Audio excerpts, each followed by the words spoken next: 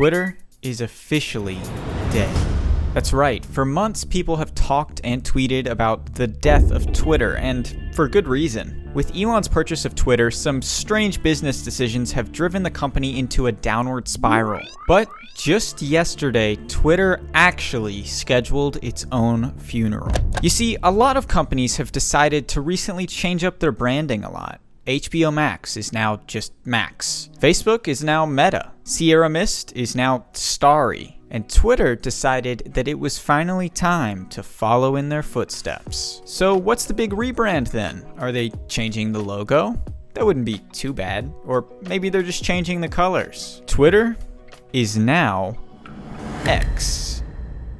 Like the letter X. Like this. Right here. I'm sorry, but in the competition of bad marketing decisions, Max from HBO Max seemed pretty bad. And Meta seemed kinda weird at the time, but this has got to be the worst marketing decision I have ever seen, hands down. And it isn't even close. First off, Twitter is one of the most recognized brands in the entire world, and changing that brand image is extremely risky, especially for older and out-of-touch crowds. In today's world, everyone knows what Twitter is, but X? I'm sure plenty of people will take months to figure out what X even is, and plenty more will take more time than that to figure out that X isn't a porn site. Twitter is the perfect storm for a brand. It's unique but memorable. X is so generic, and it waters down all of the things that make Twitter and all of its terminology that's associated with it unique. If you tell your friends that you just posted on a site, they would ask, which one? But if you tell them that you just tweeted or retweeted something, your friends would completely understand what you did and where you did it, on Twitter. So why would they even dare to tread on something so great? Well, I have 3 theories. With all of its negative press and the loss of major advertisers, Twitter needs to re-emerge like a phoenix rising from the ashes. Except a phoenix is a bird. And, we'll have to workshop that one. They might be trying to distance themselves from bad articles that you might find when you Google the word Twitter. If this is true, then you have to believe that they thought it was a good idea to trade in what they had, the uniqueness with the name Twitter on a Google search, for one of the most competitive search terms on the planet, the letter X. Yeah, I'm not buying that one. So I guess we have to move on to theory 2. Theory 2 is that they're just pulling an IHOB, and Twitter will be back to its former namesake in a week or so. But I'm not buying this one. Elon doesn't seem like the type to do something like that, and theory 3 makes this a lot less likely. So then what's theory 3? Theory 3 is that Elon just thinks X sounds really cool. I know.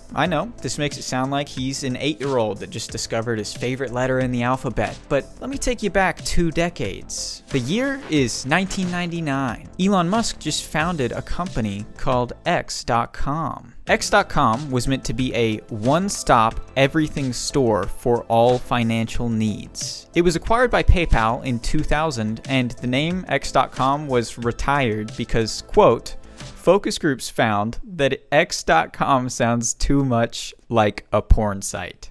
You just can't make this stuff up. So, fast forward to 2017, and Elon Musk finally buys the domain X.com back from PayPal. And he was setting up for this day all along. Reportedly, that's actually true. Elon Musk had plans to rebrand Twitter to X.com before his purchase of the site. So I bet you didn't believe me earlier, huh?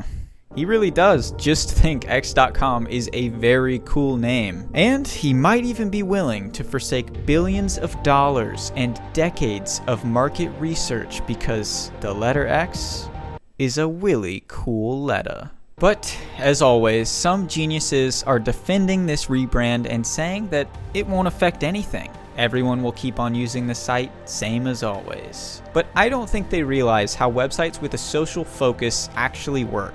You see, they may be right about a lot of current users. They probably use the app every day, and as such, they'll continue using it every day, and they won't even bat an eye. But you can't keep a site alive with only current users. At some point, people will leave the site. It is inevitable. So, how do you replenish what you've lost? With new users. That's right. Good job.